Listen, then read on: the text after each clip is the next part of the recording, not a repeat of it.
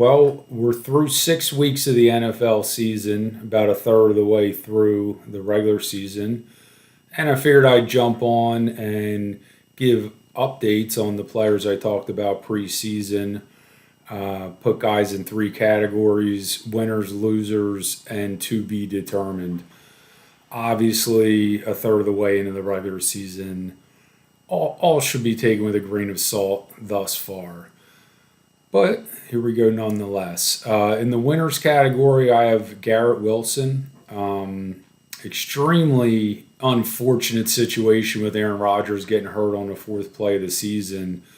But Garrett continues to really be an exciting player in the league, continues to make good plays. His stats are going to be not great when you have Zach Wilson as your quarterback, but he still continues to put up some respectable stats and has a very possible special situation coming up this year if Aaron Rodgers would return, which he continues to certainly insinuate that he's planning on it.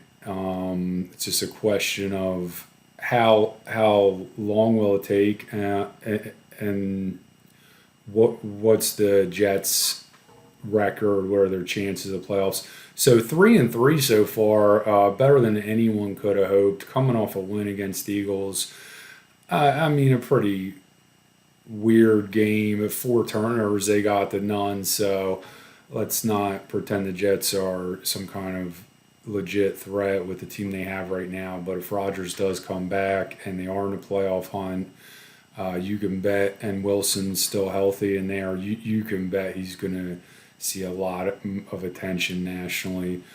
I have his emergent gold number to 10 rookie card. I got it for 150.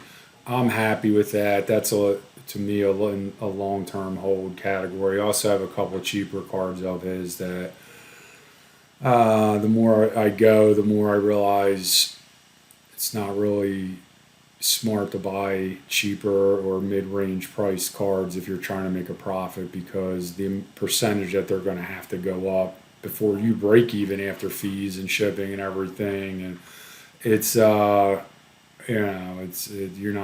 it's not a way to make money if that's what you're here for. And I'm here because I enjoy doing it. But I am trying to buy and sell. I'm also a business person that, you know, would like to make a profit on it and feel like it's kind of a scorecard for how good of, how correct I was on players and cards. So, I want to win at the game, and so far, I'll talk more about that later, but certainly not a great start overall for me. Second winner, I have Baker Mayfield, obviously one of the big stories of the season. He's sitting at 3-2. He was named the starter as we expected preseason, and he has played well. He has a fiery, competitive spirit, and certainly a team that could make the playoffs, and he would continue to be one of the feel-good stories of the season. His cards, I mean, they are transacting. It's not like they're flying to the moon or anything. I guess there is a ceiling in terms of exactly how great can Baker Mayfield be and how collectible can his cards be long term. I bought three 20 or 15 to $25 cards. I sold one, a little better than break even, and I have two listed that they're still not moving in the 20 something dollar range. So not like he's flying off the shelf or anything as a collectible, but certainly having the season that I hoped he would when I bought the cards. Justin Jefferson, I have in the winner category. He did get hurt 2 weeks ago. He should be back in a couple weeks. He's continued to dominate the NFL. Tough team in terms of they haven't won a playoff game in God knows how long, and they're certainly not on course to make the playoffs this year. Although it is early, and let's see, they're by no means out of it yet. Jefferson seems to me of current players, one of the exciting players in the league, and probably is a good collectible. Bought a silver prism, uh, PSA 10. I think it was like $80. I think that could move from what I'm seeing now at a somewhat small profit, hopefully a profit at all. So again, cards in that range. Um, it's going to be extremely rare where one within the one season makes some kind of big profit. So I have all the confidence in the world in him and that card in terms of liquidity and long term. Like I said, I could sell it now and probably make literally a couple dollars. But I could also see that being, maybe even a $50 to $100 profit someday.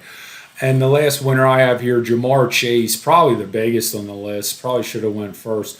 He has put up phenomenal numbers this season. That team has had a very shaky start, but they seem to have righted the ship. They're 3-3.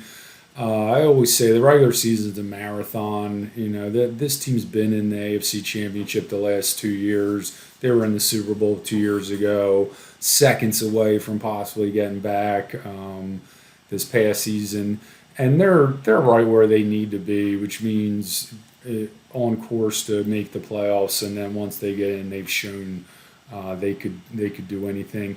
And JaMarr Chase has. He's averaging 91 yards a game. He's getting over 10 targets a game. I mean, that team revolves around him, and he is very tough. I have a rookie, one of the die cuts, numbered to 99 of him. I think I got it for about $70.